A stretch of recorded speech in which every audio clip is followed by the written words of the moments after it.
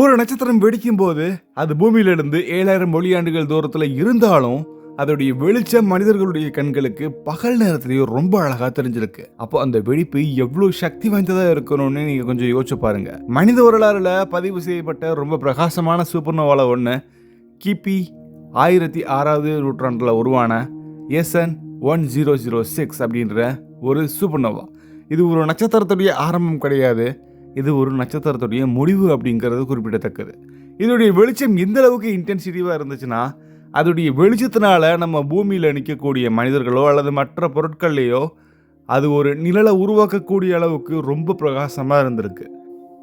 இந்த அளவுக்கு ஒரு பவர்ஃபுல்லான ஒரு சூப்பர்னோவா நடந்திருக்குன்னா அதை நம்ம விசிட் பண்ணாமல் இருக்கவே கூடாது. ஸோ இப்போ நம்ம போகக்கூடிய இடம் எஸ்என் 1006. அதை பற்றின எல்லா தகவலையும் நம்ம தெரிஞ்சுக்க போகிறோம். அது எவ்வளோ வேகமாக நகருது, அது எப்போ வெடிச்சுது, அதோடைய வெளிச்சம் எப்போ நம்ம கண்ணுக்கு வந்தது, இப்போ இருக்கக்கூடிய டெக்னாலஜியை யூஸ் பண்ணி நம்ம போனோம்னா எத்தனை வருடங்களாகும் அதை நம்ம பார்க்குறதுக்குன்னு பல நீங்கள் யோசிக்காத விஷயங்களுக்கான பதில்களையும் இதில் நீங்கள் தெரிஞ்சுப்பீங்க. ஸோ லைக் பண்ணிவிட்டு ஃபுல்லாக பாருங்கள். நான் உங்கள் லோகபால் கார்த்திகேயன். இது செனித் ஆஃப் சயின்ஸ்.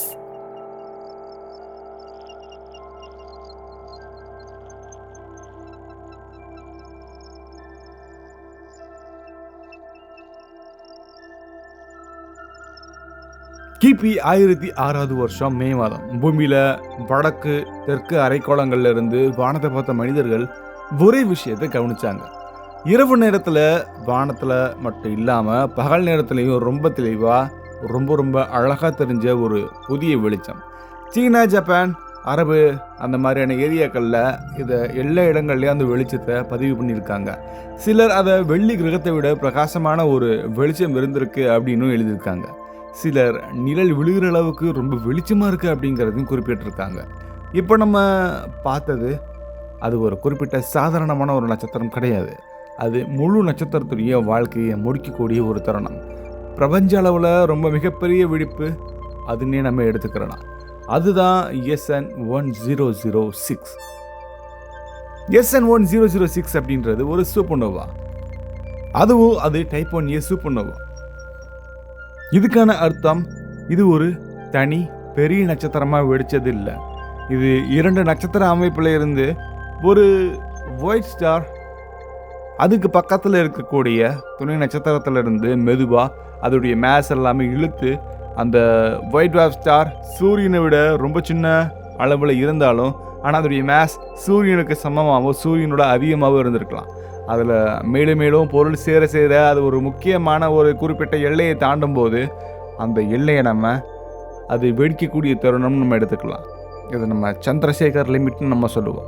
சுமார் 1.4 மடங்கு, அதாவது சூரியனை விட அதிக நிறைய இருக்கக்கூடிய அந்த எல்லையை அடையும் போது அந்த வெள்ளைக்குள்ள நட்சத்திரம் தன்னை தாங்க முடியாமல் ஒரே நொடியில் அணு அளவில் அது வெடிக்கும். அது வெடித்து சிதறும். அதுதான் எஸ்என் 1006. இந்த வெடிப்பு நடந்த இடம் நம்ம பூமியிலிருந்து சுமார் 7200 ஒளியாண்டுகள் தூரத்தில் இருக்கு.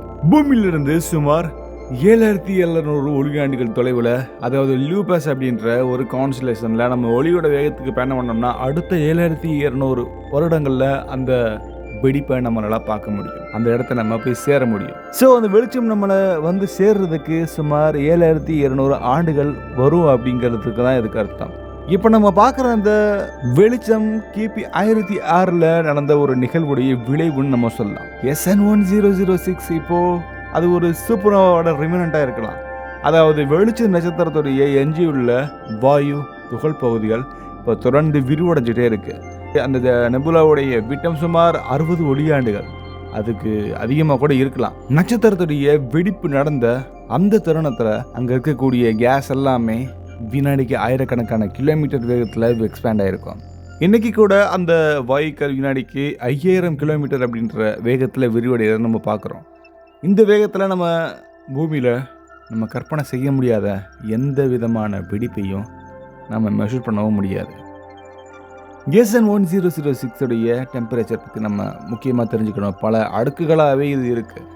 வெளிப்புற அதிர்வு அலைகளில் வாயுக்கள் கோடிக்கணக்கான டிகிரி வெப்பநிலைக்கு சூடாகுது. குறிப்பாக எக்ஸ்ரே வெளிச்சம் வெளியிடக்கூடிய பகுதி இங்கே 10 மில்லியன் டிகிரி செல்சியஸ் வரையும் வெப்பம் இருக்குது. இது சூரியனுடைய மையத்தை விட பல மடங்கு அதிகம். இந்த வெப்பநிலையில் தான் இரும்பு, ஆக்சிஜன், சிலிக்கான் மாதிரியான கனமான தனிமங்கள் எல்லாமே உருவாகி பிரபஞ்சத்தில் பரவுது. SN1006 மனிதர்களால் முதல்ல எப்படி கண்டுபிடிக்கப்பட்டதுன்னு ஒரு மிகப்பெரிய கேள்வி இருக்குது. அது அந்த நேரத்தில் ஒரு டெலஸ்கோப் மூலமாகவும் கிடையாது. அது மனிதர்களுடைய கண்களால் மட்டும்தான். தொலைநோக்கி கண்டுபிடிக்கப்படுறதுக்கு முன்னாடி, பல நூற்றாண்டுகளுக்கு முன்னாடி இந்த சூப்பர்னோவா மனிதர்களால் பதிவு செய்யப்பட்டிருக்கு. சீன வானியல் அறிஞர்கள் அதை ஒரு கெஸ்ட் ஸ்டார்னு சொல்கிறாங்க. அரபு நாட்டை சேர்ந்தவங்க அதை அலிஇப் ரிட்வான் அப்படின்னு சொல்லுவாங்க. அதோடைய பிரகாசம், அதோடைய நிறம் பற்றி ரொம்ப தெளிவாக எழுதியிருக்காங்க. இந்த வரலாறு பதிவு இன்னைக்கு விஞ்ஞானிகளுக்கு ஒரு மிக முக்கியமான ஒரு டேட்டாவாக இருக்குது. நவீன காலத்தில் SN1006 நம்ம ஃபர்ஸ்ட் டைம் அறிவியல் ரீதியாக ஆய்வு செஞ்சது ரேடியோ டெலஸ்கோப் மூலியமாக தான். அதை தொடர்ந்து ஆப்டிக்கல் டெலஸ்கோப் மூலியமாகவும், எக்ஸ்ரே அப்சர்வேட்டரிஸ் மூலியமாகவும், காமரே இன்ஸ்ட்ருமெண்ட்ஸ் மூலியமாகவும் இதை நம்ம பார்த்துருக்கோம். குறிப்பாக சந்திரா எக்ஸ்ரே அப்சர்வேட்டரி SN1006 உடைய இந்த ஷாக் வேவ்ஸ் எல்லாமே அதனுடைய வேகமாக பயணிக்கக்கூடிய பல விஷயங்களை ரொம்ப தெளிவாக காட்டுது. அந்த மின்னணுக்கள் ஒளியுடைய வேகத்துக்கு நெருக்கமாக ரொம்ப வேகமாக பயணிக்குது. இது காஸ்மிக் ரேஸுக்கு எப்படி உருவாகுது அப்படிங்கிறதுக்கு புரிஞ்சுக்கிறதுக்கான ஒரு மிகப்பெரிய உதவி. SN1006 உடைய ஒரு ஸ்பெஷல் ஆக்டிவிட்டி அதோடைய காஸ்மிக் ரே ஆக்சலரேஷன். இந்த சூப்பர்னோவா ரெமினன்ட் பிரபஞ்சத்தில் ரொம்ப உயர்ந்த ஆற்றல் இருக்கக்கூடிய துகள்களை உருவாக்கக்கூடிய ஒரு இயற்கையான ஒரு இடம். ஷாக் வேவ், மின்னணுக்கள், புரோட்டான்ஸ் எல்லாமே மீண்டும் வேகப்படுத்தப்படுது. அந்த செயல்முறை நம்ம மில்கி வே கேலக்சியில் காஸ்மிக் ரேஸுடைய முக்கிய மூலங்கள்லேருந்து ஒன்று. இது நம்ம தெரிஞ்சுக்கக்கூடிய ஒன்றா கருதப்படுது. இப்போ ஒரு சின்ன இமேஜினேஷன். இந்த பிரம்மாண்டமான நெபுலா, அந்த வெடிக்குது இல்லையா சூப்பர்னோவா, அந்த சூப்பர்னோவா நம்மளுடைய சூரிய குடும்பத்தில் இருந்துச்சுன்னா என்ன நடந்திருக்கும்? முதல்ல அது பூமிக்கு பக்கத்தில் இருந்துருந்துச்சுன்னா பூமியில் உயிர் வாழ்கிறது கண்டிப்பாக சாத்தியமே இல்லை. டைப் 1 சூப்பர்னோவாவில் படுத்தக்கூடிய காமா ரேஸ் பூமியுடைய வளிமண்டலத்தை சேதப்படுத்தியிருக்கும். ஓசோன் லேயர் முற்றிலுமாக அழிந்திருக்கும். ஆனால் உண்மையிலேயே அது ரொம்ப தூரத்தில் இருக்குது. அதனால் அது நமக்கு எந்த விதமான பாதிப்பும் கொடுக்கல. நம்ம இப்போது இருக்கக்கூடிய வேகமான விண்கலங்களை வச்சு நம்ம அந்த இடத்துக்கு போனோம். உதாரணமாக வினாடிக்கு சுமார் 17 கிலோமீட்டர் வேகத்தில் பயணிக்கக்கூடிய வாயேஜர் ஸ்பேஸ் கிராஃப்ட் அந்த வேகத்தில் நம்மளுடைய டெஸ்டினேஷனான SN1006க்கு போகணும்னா பல கோடி ஆண்டுகள் ஆகும்.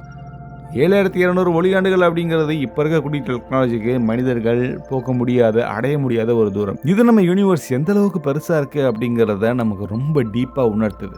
இதில் விரிவடையக்கூடிய வாயுக்களுடைய இயக்கத்தை பார்த்தோம்னா அது ஒரு ஆழமான, அழகான, சக்தி வாய்ந்த, அமைதியான, ஒவ்வொரு வினாடியும் அந்த க்ளவுடை ரொம்ப பெருசாக இருக்குது. இந்த வாயுக்கள் இருக்கக்கூடிய தனிமங்கள் எதிர்காலத்தில் ஒரு புதிய நட்சத்திரங்களையும் சில கோள்களையும் உருவாக்கலாம். ஒரு காலத்தில் ஒரு நட்சத்திரம் முடிவுக்கு வந்துச்சுன்னா அந்த இடத்துல எதிர்காலத்தில் புதிய கிரகங்களோ நட்சத்திரங்களோ உருவாகும் அப்படிங்கிறது அர்த்தம். இது நமக்கு சொல்லக்கூடிய ஒரு முக்கியமான செய்தி ரொம்ப சிம்பிள் தான். ஒரு நட்சத்திரத்துடைய மரணம் கூட ஒரு பிரபஞ்சத்தில் வளர்ச்சியில் ஒரு முக்கியமான ஒரு பங்கு. நம்ம சுவாசிக்கக்கூடிய ஆக்சிஜன், நம்ம உடலில் இருக்கக்கூடிய இரும்பு எல்லாமே இந்த மாதிரியான ஒரு மிகப்பெரிய வெடிப்புலேருந்து வெளிப்படுத்தக்கூடிய ஹெவி எலிமெண்ட்ஸ். ஸோ இது ஒரு அழிவில்லை, இது ஒரு மாற்றம்னு சொல்லலாம். இது முடிவில்லை, இது ஒரு தொடக்கம். பிரபஞ்சம் அமைதியாக இருக்குது நம்மளுடைய கண்ணோட்டத்தில், அதுதான் உண்மை. ஆனால் அந்த சைலன்ஸ்குள்ளே எக்கச்சக்கமான நிகழ்வுகள் நடக்குது. காலத்தையுமே இடத்தையுமே கடந்து நம்ம இப்போது பல விஷயங்களை பார்த்துக்கிட்டு இருக்கோம் இல்லையா? இது எல்லாமே இந்த யூனிவர்ஸோடைய ஒரு முக்கியமான ஆக்டிவிட்டின்னு சொல்லுவோம். இது ஒரு கேள்வியை கேட்கும். இந்த யூனிவர்ஸில் நம்ம எவ்வளோ சின்னவங்க? அந்த கேள்விக்குள்ளே தான் இந்த பிரபஞ்சத்துடைய உண்மையான பெருமையே ஒளிஞ்சிருக்கு.